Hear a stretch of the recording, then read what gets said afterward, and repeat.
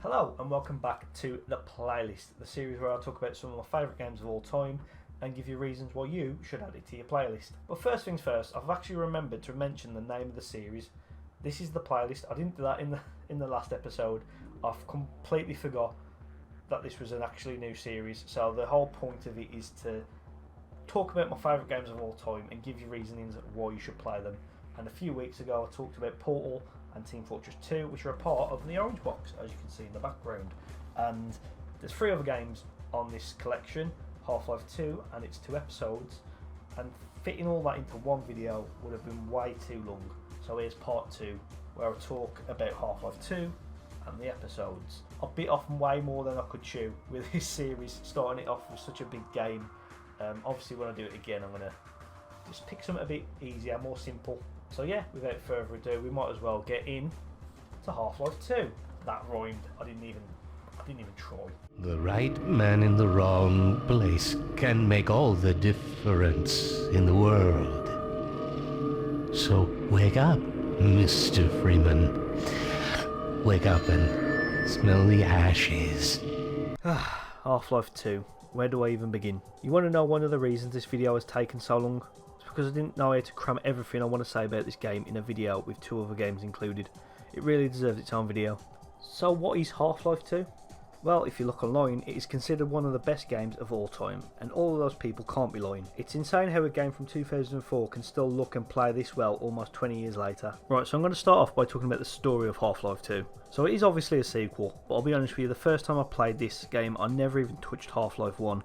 You can still enjoy the story without playing the first one, but you are going to miss some cool little references to the first game. I'm not going to explain the whole story, I'm just going to give you a little heads up of what's actually going on in the game. So it starts off with you, Gordon Freeman, getting off a train after receiving a little talk from our old friend the G-Man. It turns out almost 20 years have passed since the last game, and that after the events of Black Mesa, well, shit hit the fan. Shortly after the end of the last game, an alien empire known as the Combine took over the Earth and enslaved all the humans in just 7 hours. Leaving behind this grim and depressing dystopia you step into, and it is up to you to put an end to it. Half-Life 2 does a really good job of telling you the story of the game by just the game world itself. Just like I said about Portal in part 1, there are no cutscenes and no hidden notes or audio logs, just the world around you to tell the story. The first half hour of the game is just showing you around City 17 and all the shady stuff that goes on with it. Paranoid civilians, Combine soldiers keeping you away from certain areas, while they interrogate and torture the civilians. It's all pretty grim. Going through this part of the game now can be quite annoying, as I've probably done it 100 times over, but I still find myself walking over to the door, trying to get a better glimpse of what's actually happening, peeping through the hole before the soldier shuts it, and of course playing on the playground until I end up dislocating one of Gordon's poor shoulders. It's not long until you get to Dr. Connor's lab and you finally get some sort of idea of what's actually going on. But nothing ever goes to plan for little old Gordon, as the teleporter they were using to go to Black Mesa East malfunctions and accidentally alerts the Combine to Gordon's location. And this is where the fun begins. You get your signature weapon, your old crowbar from Black Mesa, and sent on your way through the canals to make it to Black Mesa East on foot. And by hovercraft. Can't forget the hovercraft. I'm not going to go through the whole story of the game because this video would probably be an hour long, but just know that on the surface Half-Life 2 story isn't the most amazing story in gaming. It doesn't come close to more modern games like The Last of Us and Red Dead Redemption 2, but if you look around and actually take in the world that you're exploring, Half-Life 2 is just as compelling as either of them.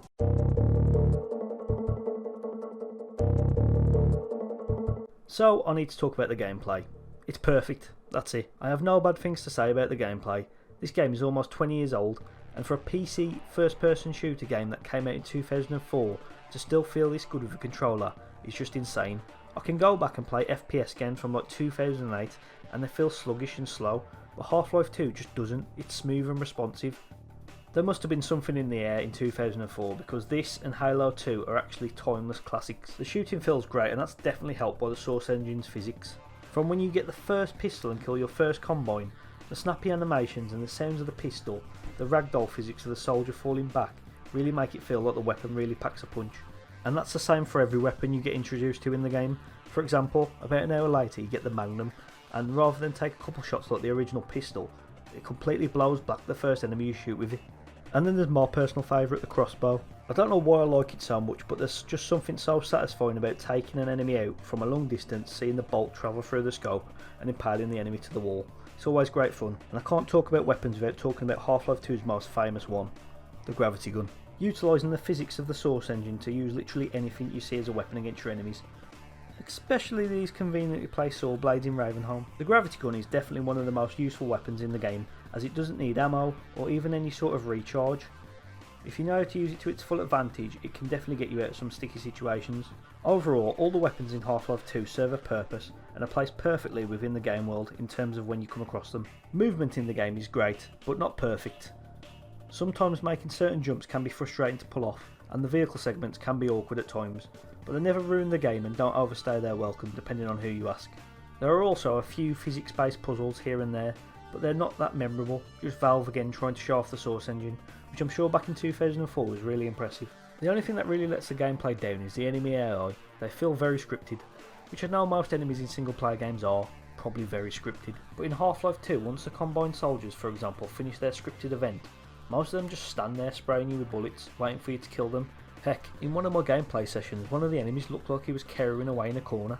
But the developers probably knew about the limitations of what the AI could do, so they added other enemy types like the head crabs and manhacks that are a lot smaller and get to you easier when you're trying to hide behind cover, almost as if they're there to try and flush you out so you're in the open for the more bigger, dangerous enemies to attack. Speaking of manhacks, fuck those things. And of course, we have the vehicle controls. Thankfully, there's only 2 vehicle segments in the game, and even though these segments seem a lot more open with more places to explore, what lets these segments down is the vehicle control. It's a lot like the Warthog controls in Halo. All control of the vehicle is done through the thumbsticks, and once you feel like you've got the hang of it and how they work, and get a bit confident, something like this happens.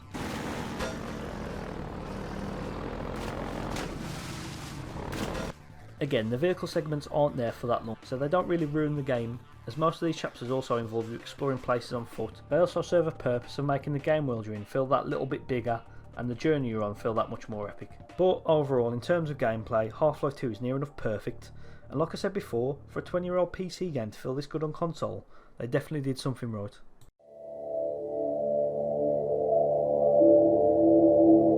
Well, I've spoken about the story and the gameplay, but I think for me anyway, the most impressive thing about the game, and the reason I keep coming back every couple of years, is the way Valve have built this world. I spoke about it earlier, but the best way to experience the story of Half-Life 2 is to just be in it. Every chapter takes place in completely different environments, from the canals and river just outside City 17 in Root Canal, the rundown creepy old prison in Nova Prospect, and of course Ravenholm. Again, I'm kind of disappointed I can't go into detail about every chapter of the game, and why each individual chapter is so special in the way it builds the world of Half-Life. So I'm just going to tell you about my favourite chapter instead, Highway 17. So why is it my favourite part of the game? Well, let me explain. Most chapters in Half-Life 2 are full of action and interaction with NPCs. Even the first chapter where you literally just walk around, there's still things to see around every corner. A lot of people's favourite chapter is Ravenholm, full of action and almost has a survival horror feel to it. Ravenholm is a close second for me as well, by the way. But Highway 17 is almost an interlude for the game. Halfway through this crazy journey you've been on, a time to take in all you've seen and reflect on the journey so far. That's not to say this chapter is peaceful all the way through though. There's still a lot of action to be had on the coast, from falling into Combine traps and of course taking down the Combine airship with a rocket launcher. But it's the parts in between these events which I enjoy the most. The parts where you drive along these broken roads and see the houses in the distance. Some of them are full with Combine and zombies, and of course fucking antlions. But once they're cleared, it's just silence and there's no sense of urgency to keep moving. No sirens, no gunfire in the distance, none of these annoying fucking things. Just the ambient sounds of the coast. The first time I ever played this chapter, like the rest of the game, I flew straight through, just trying to get from point A to point B. But after a couple of times of playing it, I stopped to look around the different buildings and areas you stop in during your time on the highway. Exploring abandoned houses and getting an idea of what could have been before the Combine reign. It's a painful reminder that the Combine have destroyed absolutely everything, every resemblance of the world you once knew, and why it's important to keep fighting to try and bring that world back. Like I said before, I'd like to go into more detail about each individual chapter, but that video will be way too long. Just know that every chapter in Half-Life 2 has something different to offer and keeps the game fresh and exciting, even in the vehicle chapters. Just like the music in Portal, the music in this game does a good job of creating an atmosphere perfect for the world you're in. Also, I forgot to mention most of the music for Half-Life 2, its episodes and Portal were composed by Kelly Bailey. He was actually a man. Yeah, I was surprised to find out Kelly was a bloke too. But I have to mention his name because, man, the music in all these games is just perfect. Whether it's songs like Apprehension and Invasion playing as you're evading Combine gunfire with just a crowbar in hand.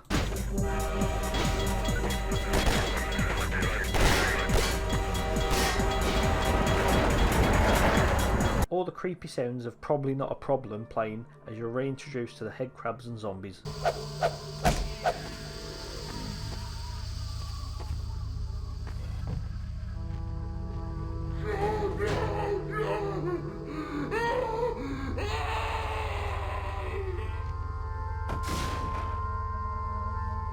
Or my personal favourite, Lab Practicum, which plays when you're making your way under the bridge in Highway 17.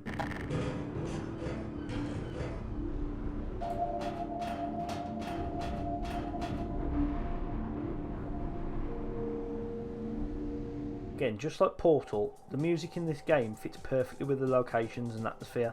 There's even YouTube channels dedicated to the ambient noises of these chapters, whether that be the sounds of the combined broadcasts over City 17 mixed with the creepy dystopian sounds of the Innsbruck experiment.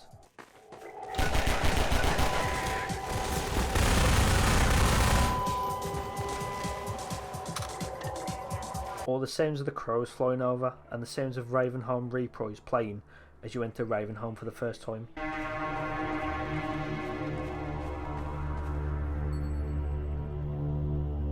The sound design for this game is on another level. Honestly, I can make a whole series where I talk about Half-Life 2, and you can probably see why I struggled to fit this into part 1, but honestly the best thing I can say to you right now is go and play. I'm sure any sort of modern PC can run it, and if you own an Xbox One or an Xbox Series X, you can get the orange box for less than 15 quid, or if you still own a PS3 for some reason, you can get it for cheaper than a Big Mac meal. What I'm trying to say is, if you haven't already experienced the world of Half-Life 2, well, you need to buy it any way you can. Stick on some headphones and just get immersed into the crazy world of Gordon Freeman, and find out why after all these years it's still seen as one of the greatest games of all time. Oh my god! Strider's really tore the hell out of this place. Even so, there is little reason for hope. But we're not done yet, as the orange box comes with 2 expansions for Half-Life 2, Episode 1 and Episode 2. Now when talking about these 2 games, it's kind of redundant talking about the gameplay and graphics, as they're both almost identical to Half-Life 2. The only major difference comes in Episode 2, where the energy for the flashlight has now been separated from the oxygen and sprint power. And that's all that really changes, so for these I'm just going to be focusing on the games themselves in terms of the chapters and the sequences you go through. With that in mind, let's get started with Episode 1.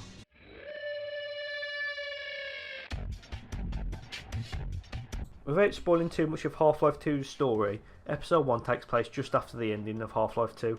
City 17 has been obliterated thanks to the destruction of the Citadel. That's that big fucking eyesore you can always see in the skyline. And now Gordon and Alex have to make their way back inside to shut it down for good. The first episode is almost like the last 2 hours of Half-Life 2 in reverse. Rather than fighting your way through the city into the Citadel, it's now the other way around. Now the episodes are quite short. Episode 1 only has about 5 chapters compared to Half-Life 2's 13, and can be completed in just under 2 hours. The first half of the episode takes place in the Citadel, which has you fighting off Combine with a Pack-a-Punch gravity gun, and actually has you solve some Portal-like puzzles. It actually feels like a bit of Portal's DNA has seeped into this game. Once you're finished in the Citadel, it's time to escape from the city.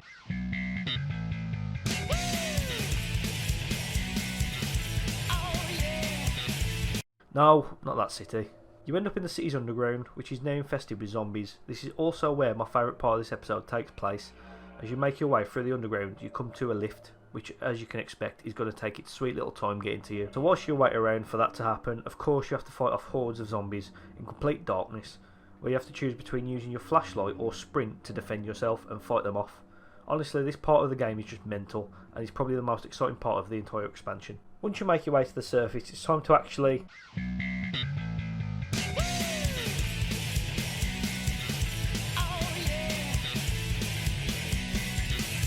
Not that fucking city! You're once again fighting through the streets of City 17 and helping the resistance fighters as you go along, until you meet up with your old buddy, Barney, and help him make his way to the train station to get all the survivors out of the city. What follows is the main event of this episode, where you have to escort the resistance fighters from one part of the train station to the other, whilst being attacked by the Combine, each time changing their strategy as you head back for more survivors. It's quite an enjoyable part of the game. I know I absolutely hated this part as a kid. It's essentially an escort mission, but it doesn't take up too much time, and once you know the pattern of the attacks, it's pretty easy to get through. Once that's all finished, it's time for you and Alex to finally make your way out of the city, but not before you take on the boss level. To get to the train, you first have to destroy a Strider with your rocket launcher, but there's only one problem: the ammo is on the other side of the station, because of course it is.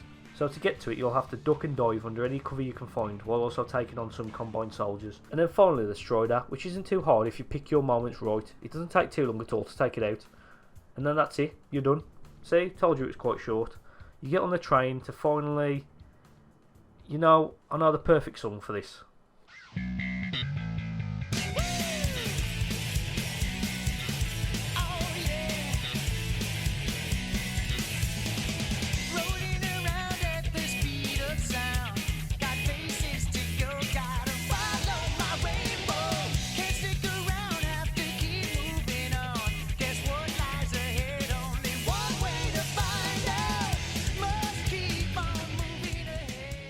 To be honest, episode 1 has always been seen as the weakest of the 2 episodes, and it's not hard to see why. It just feels like some extra chapters they cut off the end of the original Half-Life 2 to save a bit of space. It takes place in the same locations, uses a lot of the same assets, and honestly feels like a bit of filler to get you from the end of Half-Life 2 to the start of episode 2. I'm not saying it's bad at all, it's still tons of fun, but it's always the part of the Half-Life 2 saga I find the most forgetful. But the second episode, well, let's just say, it's quite hard to forget that.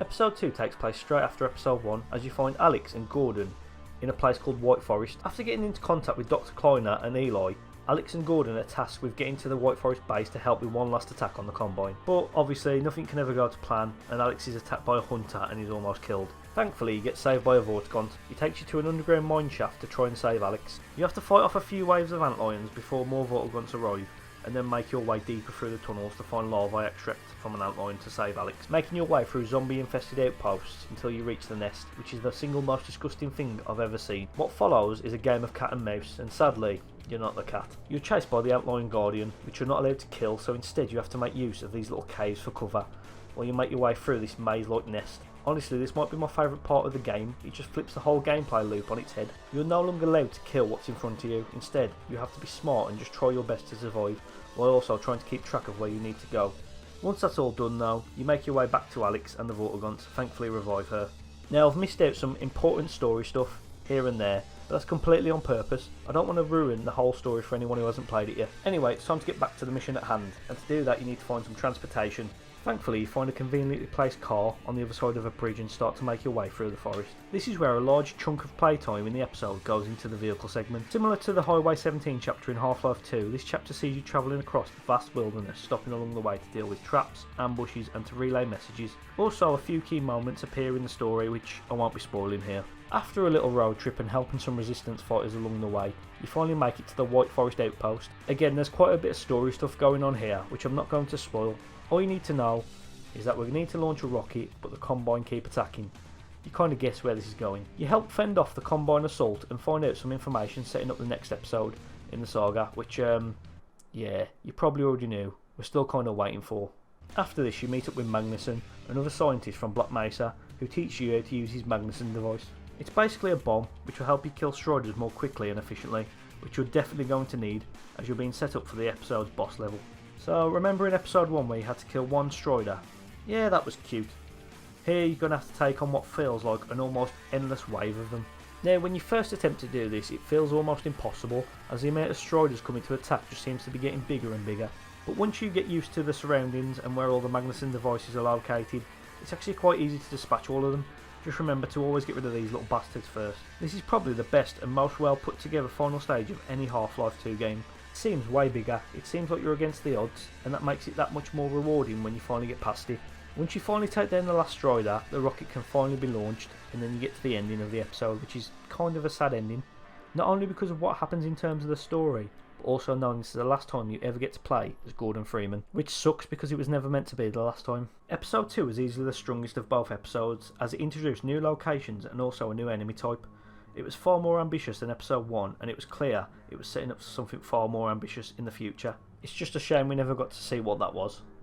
So that's it for the Orange Box. Part 2 has been so much longer that I even forgot I was actually originally talking about this collection of games. The Orange Box is one of those games you need to own and play. It's a collection of games that released when Valve were at their peak, and I seriously recommend you get your hands on it any way you can. It's a shame we never got a full conclusion to the Half-Life 2 story, but what we got anyway was more than enough to enjoy in the years to come, and that is why you should definitely add the Orange Box to your playlist. So that's it for the very first, very long episode of the playlist. I definitely dove right into the deep end with this one. I talked about 5 games and tried to fit it in one video, and it just didn't work.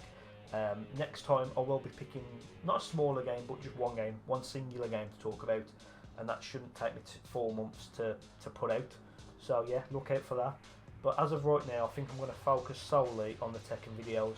I've kind of missed doing them. It's been like 4 months since I've put out my last Tekken video, and recently, as I've been recording these videos, the Tekken 8 release date got announced, and it's a lot sooner than I thought.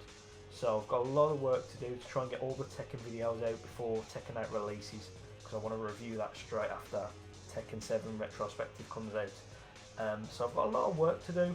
I think I can do it before January. That's as much time as I've got to try and get. I think it's like six retrospective videos out. I think I can do it in 5 months, 6 games. I might be able to do it. I'm going to try my best. But that is the next video you will see on this channel, is Tekken Tag on the PS2, and I can't wait to talk about it. And I will be bringing back the playlist series. I do enjoy speaking about different games, but I'm just trying to focus on Tekken for now and getting it out of the way, because I've got so many ideas of games I want to talk about, but Tekken's in the way at the minute. Anyway, that is it for the first episode of the playlist. I really hope you enjoyed these 2 last videos, and the Tekken videos as well. If you haven't watched them, I'll put a playlist on the screen at the end so you can check them out. But yeah, if you have enjoyed, please leave a like and please subscribe.